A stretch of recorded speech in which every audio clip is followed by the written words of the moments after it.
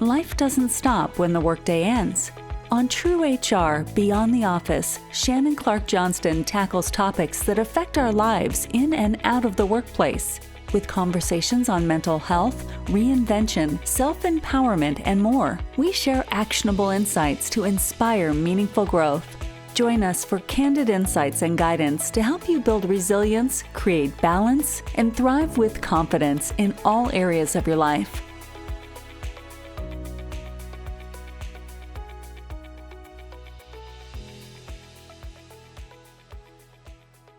What can high-stakes cooking competitions teach us about leadership? More than you think. Today, we're talking with Jennifer Behm-Lazzarini, an internationally recognized chef, entrepreneur, and speaker who empowers leaders through resilience, communication, and fearless ambition. As a MasterChef USA Season 2 winner and TEDx speaker, she equips businesses with actionable strategies to improve team alignment, retain top talent, and drive profitability through her dynamic Yes Chef leadership experience. Welcome, Jennifer. How are you? I am great. I'm so happy to have you. I'm so happy to have a chef on because I don't cook, and I'm hoping somewhere along the line I can get some advice. Gonna send that good energy, good cooking energy your way. Thank you. I need to know how to hold the knives. So Jennifer, look, I mean, I think you're fantastic. And what I love about your story is that you have pivoted multiple times in your career. So you went from literal beauty queen to chef to entrepreneur. So I thought, on this show, we do like to talk about reinvention, particularly for women, because it's quite common, right? If you could just share a little bit about your journey and kind of how you got where you are now and those multiple reinventions. Yeah, so I actually went to college, like most students out of high school, played soccer and loved it, got an opportunity to travel, modeling, and I had great parents that said, Jenny, this is an opportunity you cannot pass up. And that was something that resonated with me so deeply for so long, which is why I think the reinvention of myself wasn't as scary.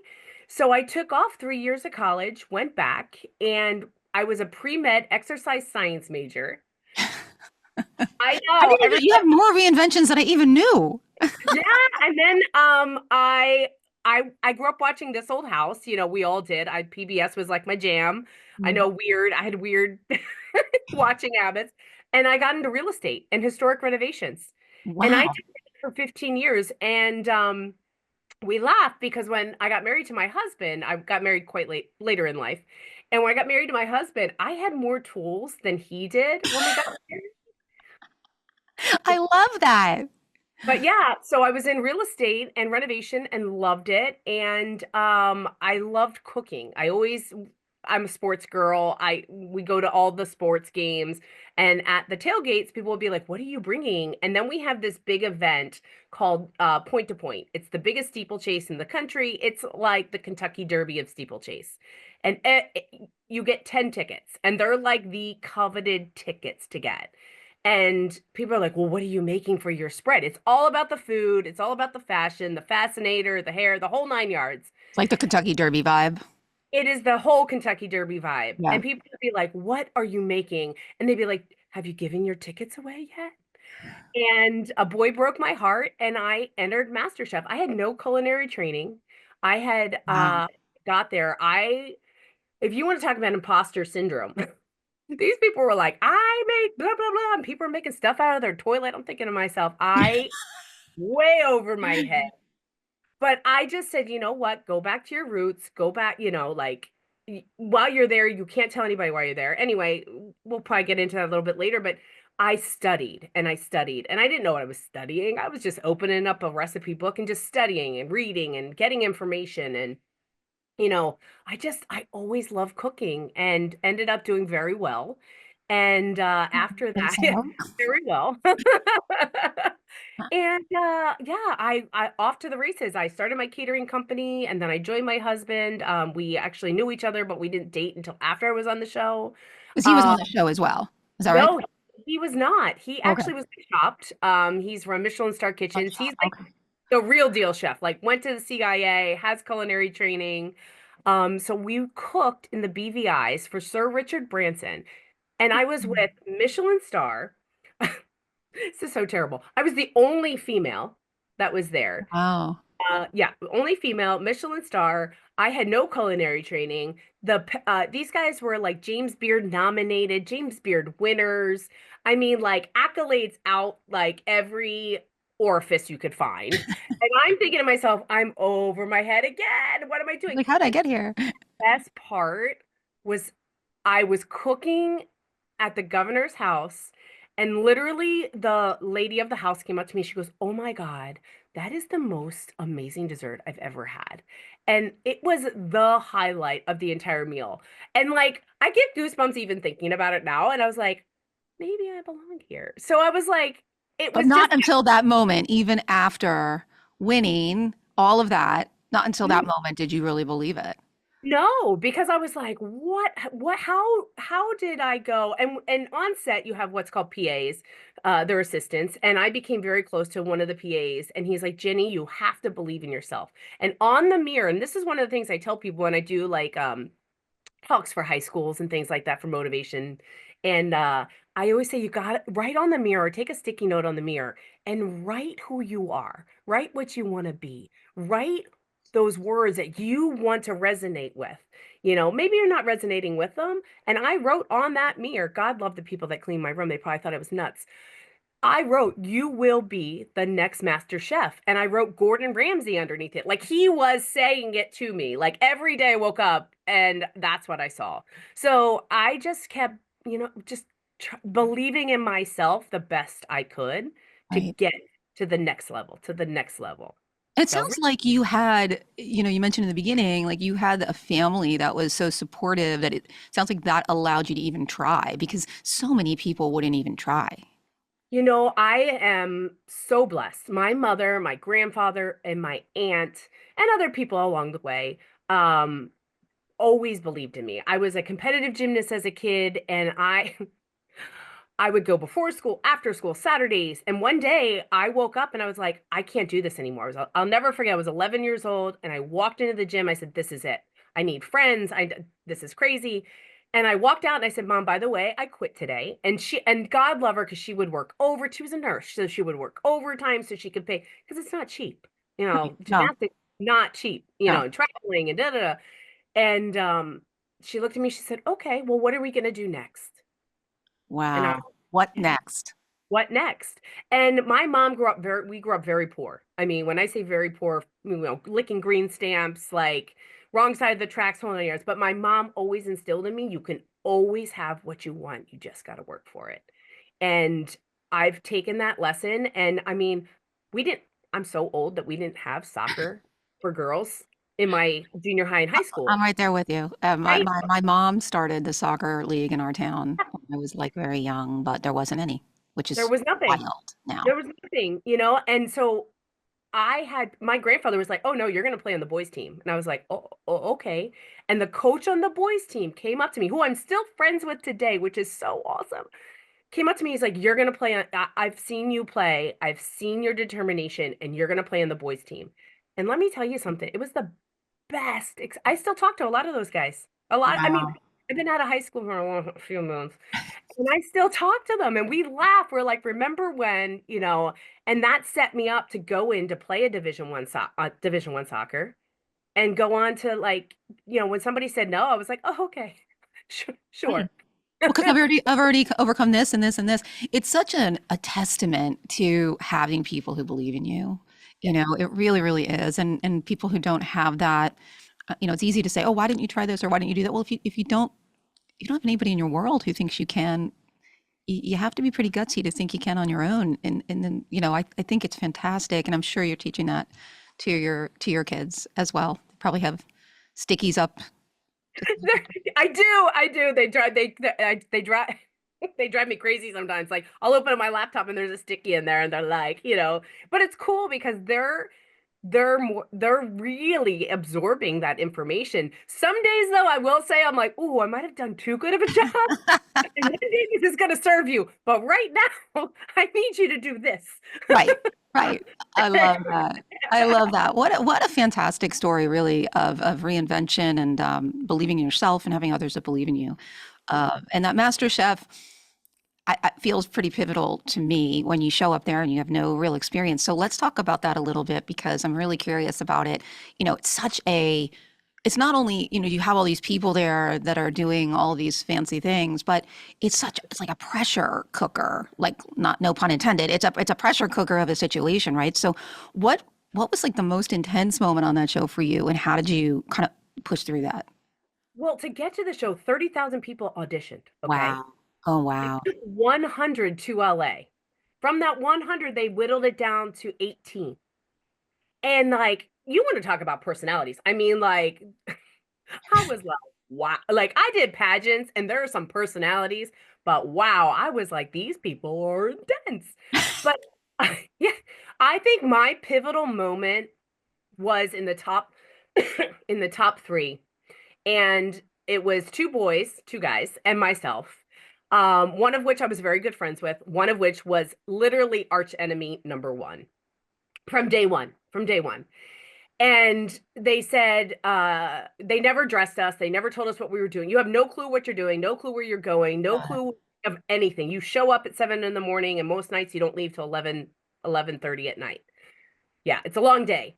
And they dressed us, and they literally, and I'm a girly girl, but I'm like a tomboy girly girl.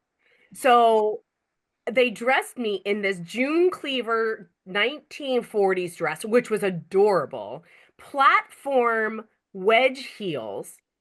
And I said, and they were like, "Are you going to be okay with it?" I said, "Girl," I said, "I ran backstage for pageant in high heels. I got this. In a swimsuit, I'm good. Don't worry about me. I came here to win. I have, in my mind, I know where I'm going, right?"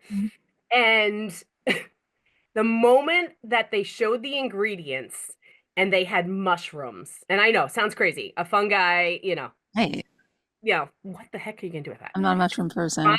eyes lit up like I grew up outside Kennett Square, Pennsylvania, and the mushroom farms were literally in my backyard. So for me, I was like, jackpot. I got this. I hit the honey hole here. And there was veal and octopus. And I love octopus. Like, octopus is my jam. I love it. And I was like, oh, I hope I get the octopus. I could do something really cool, you know. And because I had lost the challenge, I didn't get to pick. The other one of the other guys picked and handed it to me. And you should have seen their faces. I Oh, it was $1 million face. It was so good. Their jaws dropped. And Joe Bastianich, who's one of the judges, goes, "You didn't know that about your competitor, that she's from Pennsylvania? Like, hello, you got to be an idiot to give her Right. these." Right. Halfway through my dish, I looked at I broke the fourth wall, which is like, you don't do. I looked at our culinary director, who was one of the only women on set, with my I had a skirt on. So I'm literally down at the oven. And I looked at her and I said, "I'm so sorry. I'm probably flashing you." I said, "But I came here to win. I'm changing my dish and I'm going to do." And I changed my dish with, I think there was 12 minutes left. And I made an egg and ravioli that I had never made before. And I just went through, and I could hear the judges saying, "What the hell is she doing? Oh my God, she's sabotaging herself." And I Yeah. was like, block out the noise. You can hear those comments as you're doing it. Oh yeah. Oh, they Oh come talk to God. you while you're cooking. That's Like, like and that mess with your mind. it's Like, a total mind bend. It's a yeah. total mind bend because you hear it and then you're trying to concentrate, and then they come up and talk to you, and you're mic'd the whole time. So you're mic'd Right. from the time you arrive on set to the time you leave set. So you could be at the bathroom and saying like, "Oh, well, Susie, da da da da, and da da da, and did you see, and da da." You learn very quickly. You're like, "I have to go pee, turn the mic off." You know what I mean? Like, obviously, they caught a lot of stuff because in post, then they're like, "So, Jennifer, tell me about the fact that you didn't." I'm like, dang, they got me. Yeah. So that was my pivotal moment. That was when I was like, I came here to win. This is a competition, and I'm gonna put them down. Yeah. The best feeling ever. And did you won that particular uh I so uh, they announced who was going to the finale. So Adrian, who was like my little brother, still is. I talk to him. I love him to a bazillion pieces. And I knew he was going to make it through. He's a phenomenal cook. And I was like, Adrian's going through. Like he got veal, or no, he got octopus. And he made this dish that I know he's made a million times. And I'm standing there and I'm like willing myself already across the floor. And I'm just watching Gordon's lips, like literally watching Gordon's lips. And I'm like, he's going to say I think he likes it. I think he likes it. my, and he always tries to fake you out, and Yeah. I'm like, and yeah, it was like Wow. the most euphoric feeling I've probably ever had. The breakthrough kind of a moment. Yeah. I Yeah. was like, you can do this. I love that. Yeah. So you've taken all of this, sounds like a wild environment. Some of us who've never been on a reality show, you think, oh my gosh, some of this is probably not even real, but it sounds like that was a very real reality show where you're mic'd all the time and like, Very, very much so. I mean, you don't find out the challenges. You don't know what time, like you show up, literally, you get on a white van and you don't know where like you're you're half going. kidnapped. Come with You're us. literally, you're half kidding. And You can't go to the bathroom by yourself. You have to have a PA go with you. So if you go to the bathroom, you can't leave your room. I became very good friends with our bartender, who again, I'm still friends with today. always good to be friends with the bartender. The bartender That was was an key. excellent I was move. like, this is my per diem. Keep the martinis coming because I need to have like a moment. Yeah. And you know what the cool part is? My best friend is actually from the show. And we talk every day. Wow. Every So you made and some so great relationships as well. yeah, 100. My brother was in the military and he's like, Jenny, you have to remember this is like the military, right? Nobody else other than that top 18 understands that feeling. And I Mm, was like, no, I never thought of it like that, but it really was. Like you got up every morning to battle and to present your best self and to be all in and they take your phone, they take your laptop, you have no interaction with the outside world, which sounds horrific. It was the best. kind of freeing a little bit, I would imagine. To concentrate on one Yeah. thing. We multitask so much in our daily lives. Yeah. We don't really give our 100% to anything, if you really think about it. And it was so liberating. Plus, a boy had broke my heart, so it was like the best revenge story ever. Me. That is an amazing other yeah, like it's sort of like losing 40 pounds or being on TV. Those are both equally great. It was the same. Yes, it was the same. So yeah, it was great. Yeah. So, I mean, look, so many lessons, so many like what a pivotal moment in your life. And it sounds like from what I know of you now and the work that you do now, which we're going to talk about, you took a lot from it. But what did you take from it around leadership? Because I want to talk about the program that you offer and how do you take that experience and kind of translate it into improving teams, improving your leadership ability? What was sort of the top, I mean, something must have hit you at some point where you were like, okay, wait, this can be translated into something for corporate America or, businesses in general. It's so simple, you're gonna laugh. But to listen. Mm, Shut up and listen. Because the feedback the judges are giving you is what they want. And if you want to, sure, you can go your own path. You can do whatever you want. That's fine. But if you truly want to win, you need to listen to their feedback and internalize it and then develop from it. And that was a massive, massive learning lesson for it, sure. so that's such an interesting comment because I think too a lot of people, what you're doing is essentially training. I know you do speaking as well, but when you're training, a lot of people think it's about you talking, and it's really more about the audience and listening to what they're saying, right? So totally love that. Let's talk a little bit about it then. So you had this realization, it's all about listening. How did you come up with the Yes Chef program? What is that about, and how does it relate to what you did on MasterChef and just to your time as a chef? Yeah.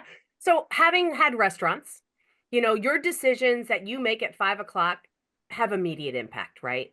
So I learned to be agile. I learned to pivot. I mean, if anything, like between the show and then having restaurants, pivoting is key. And I think it's so key in business and being able to be agile in that pivot and be responsible for your decisions, right?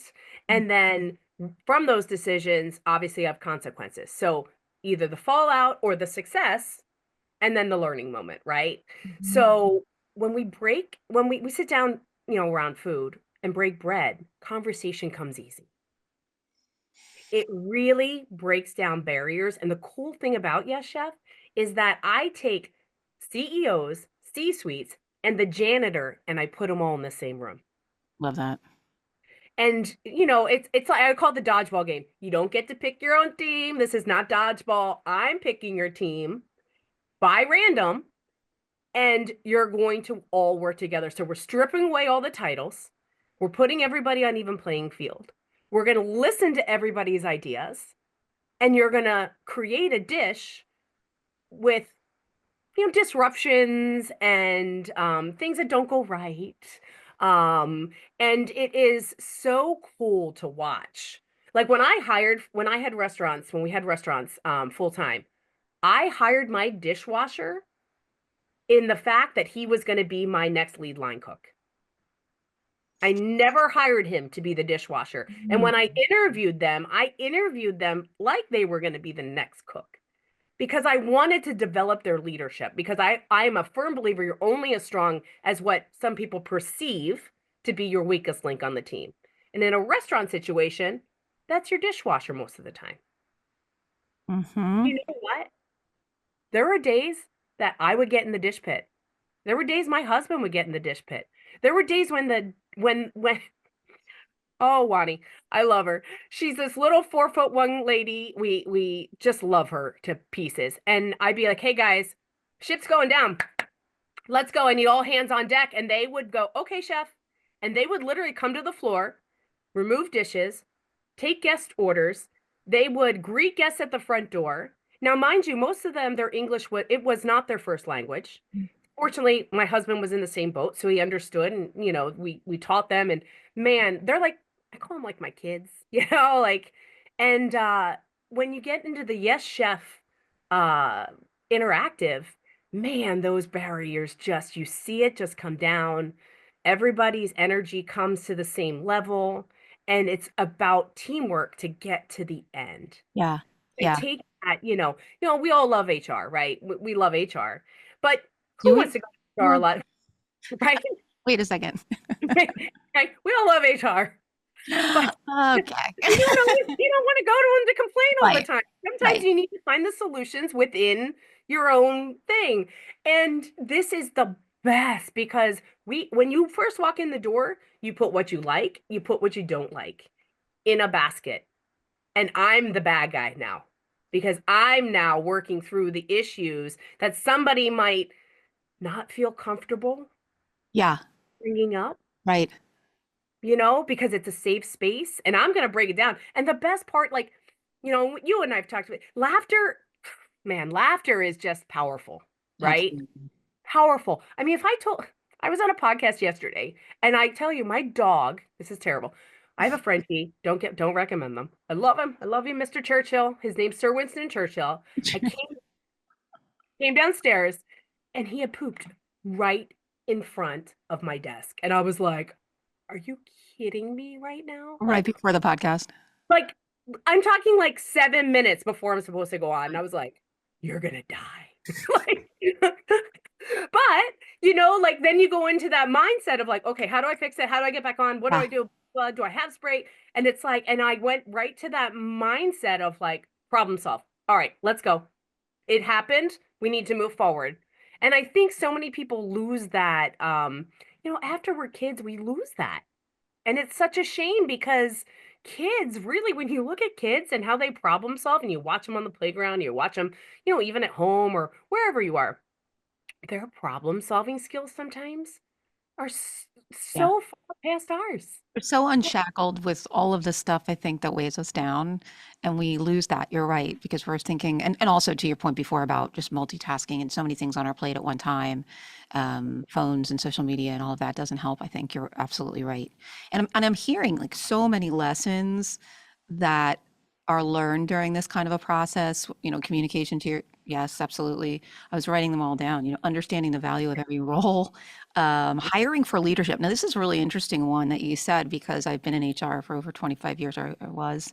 And I love that idea of hiring someone for sort of the next role or two or three beyond what they're actually applying for, because it puts you in a different mindset.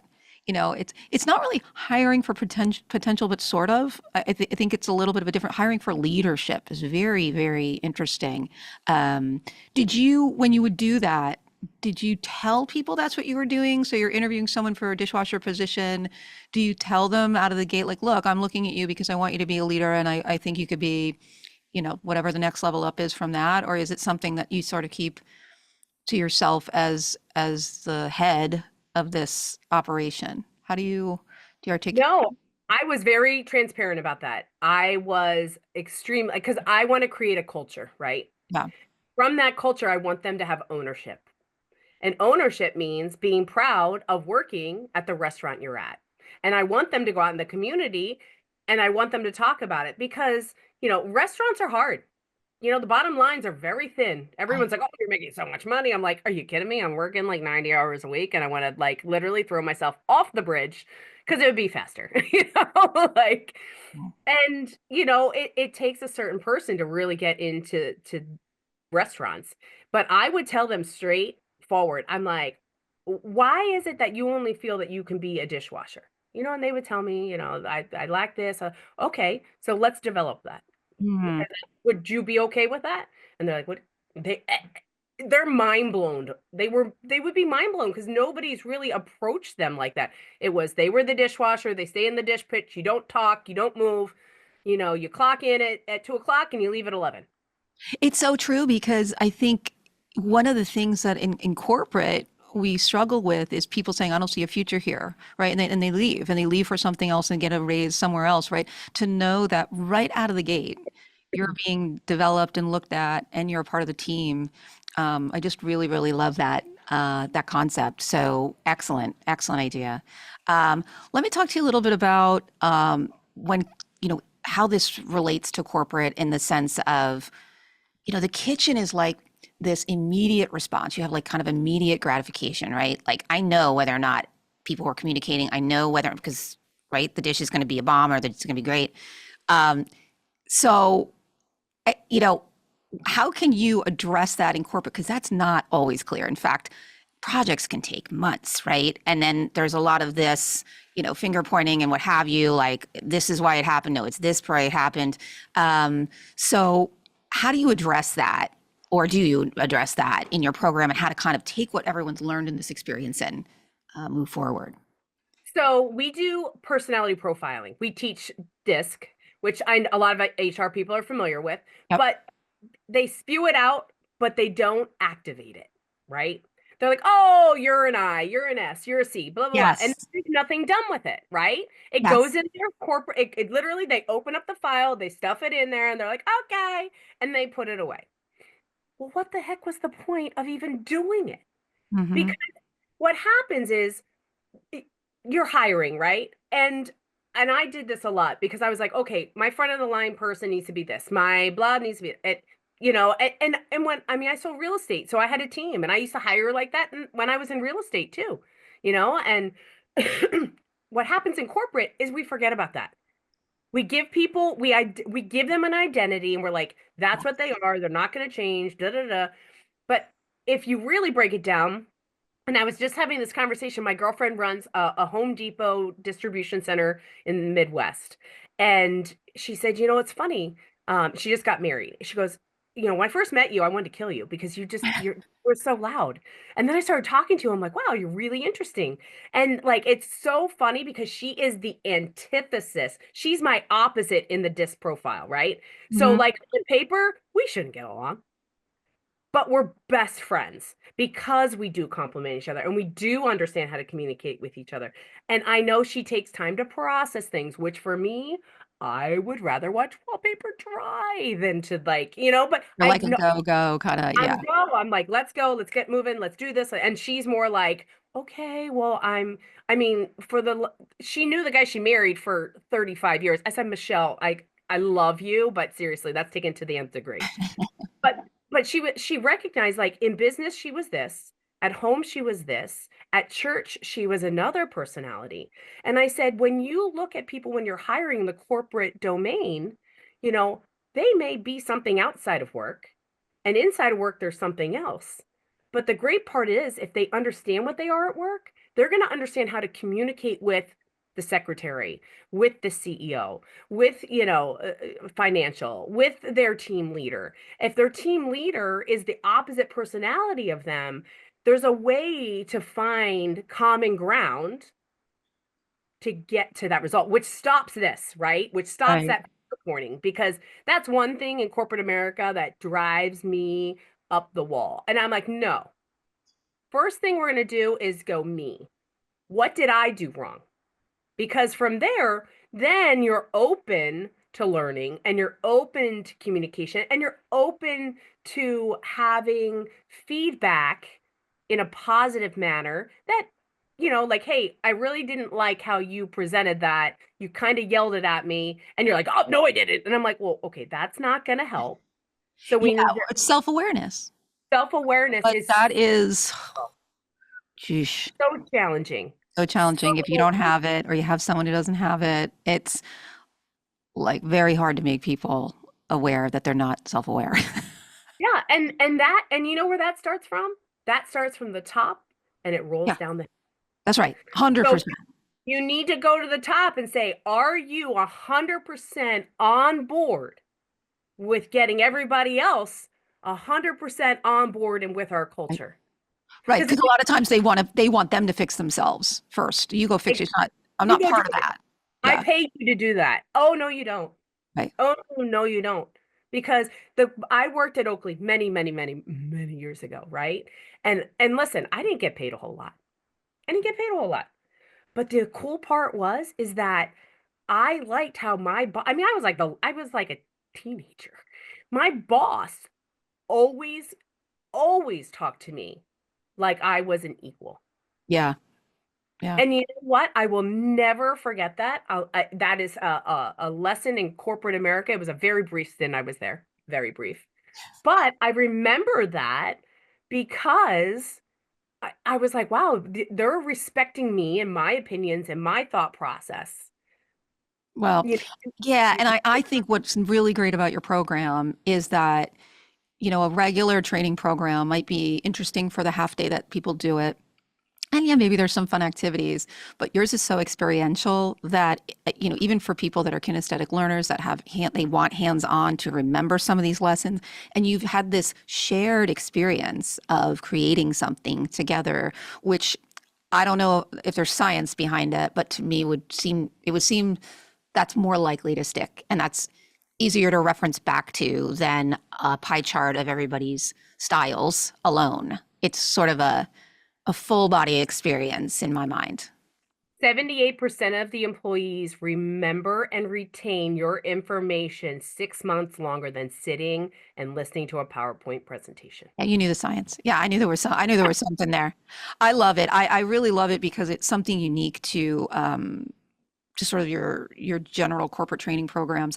I know that once when I was leading a team, we did go to a cooking class, which was really fun, but it didn't have sort of the lesson component that you have going with your program. So I think it's fantastic. So one last question on this program in particular, just kind of curious, what's a memorable outcome you had with the program or a surprising moment that you had with it? I'm so glad you asked this because I love telling people this story. I get emails all the time from all types of people that were at the training, obviously the people who've hired me.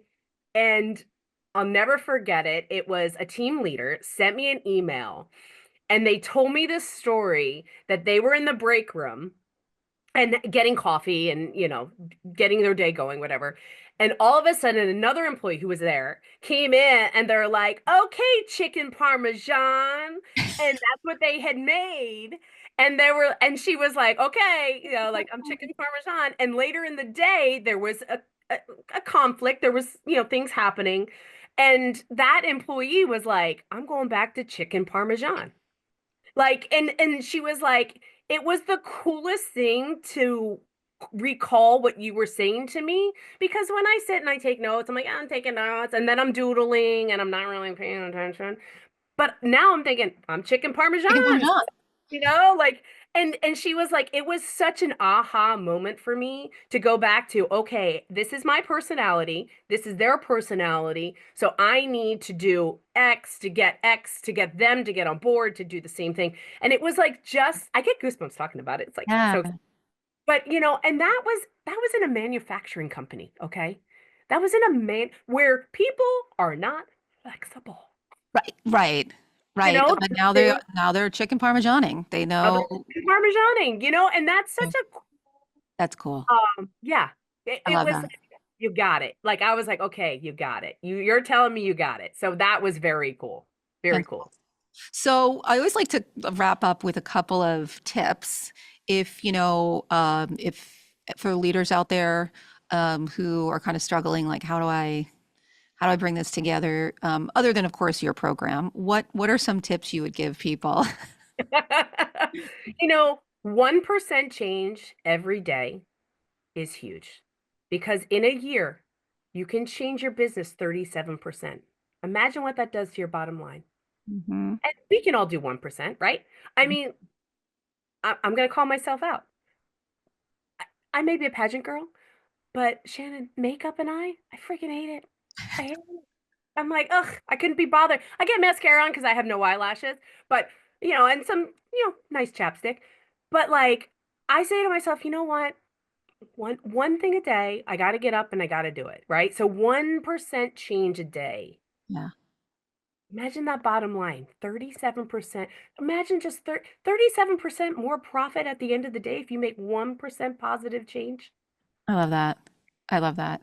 And creating that culture to get everybody in. Because what's the number one reason? I know you know. Why do people leave companies? Well, they don't really feel ultimately like they leave their managers usually like no one cares. Just no one Yep. cares. Yeah. Nobody cares. They're not So people want to do meaningful work. People want to, yeah, whatever their jobs are, they want to do meaningful work. When they feel like what they're doing doesn't matter, they're out. they're Either, out. and sometimes they stay and they're out, which is even Yeah, worse. which is Yeah. even worse. Yeah. Which is even worse because they're checked out and they're ordering Amazon. Right. They're making their grocery list. And they're like, oh, here comes the boss, and then Right. that's not the culture you want to create, right? So you've got to create that culture and you've got to come in with that attitude. And some days it sucks. Because Yeah. I know I have had restaurants, and some days I'm like, oh, but you gotta get it from somewhere and be like, you know what? My team, my kids, my people, my whatever, you My know, why, whatever my why is that why, particular day. whatever Yeah. your why is, your bottom line. Let's Yeah. just call it what it is. I mean, in today's world, it ain't easy being a business owner, okay? Let's just call it out. It is challenging as all get out. But you know what? If you do that 1% change, man, it's Big a difference. huge difference. Well, I feel like I could talk to you all day. And I'm going to ask where people can get in touch with you, but I'm first going to give a plug to your TED Talk because I listened to it and I love the name of it. Even beauty queens get dumped. It Yeah. really is a story of resilience, and it was fantastic. So I want to give that plug if you weren't going to. But how can people get in touch with you? Yeah, so you can get me at Jenny, Jenny, Lazzarini, Lazzarini at me.com. And I'll give Shannon all that information so she can drop that in there. And then I'll also give you my Calendarly link. That's the best way to get in touch with me. Comes Wonderful. right to me. I don't have anybody else checking it. I don't have a VA checking it. I'm very particular about that. And my husband keeps saying, you need to hire somebody. You're getting too many emails. And I'm like, no, I want to have that. So I'll give you someone if you need if you yeah. need someone because I think you're going to need it. I, Uh, I you know, I yeah. I'm working on 3 hours sleep most nights, Uh, so I think I definitely need it. But I do have another TEDx talk coming up, oh, April great. 26th. Yes, I'm a two times TEDx talker and speaker, not Is it talker. the same? Is it a different talk? Different topic. It's on leadership. It's on leadership, Awesome. and I actually wrote a chapter of the book for TEDx. So I'll give you all that information, and you I love can that. find me there. Yeah, I it's don't know how you amazing. get any. I don't know how you get any sleep. It sounds like you don't. But I love chatting with you, Jen, and I thank you so much for being a guest today. Oh, it's always my pleasure. It's so awesome to see you and love your energy and what you do. And it was a pleasure being on. Thank you so much. We are out, everybody. Thanks for tuning in to True HR Beyond the Office. We hope today's episode inspired new ways for you to find fulfillment and purpose in your personal and professional life. If you found value in our conversation, let's keep it going. Follow us on social media and visit us at ShannonClarkJohnston.com to explore free tools, resources, and more about our speaking, coaching, and consulting services.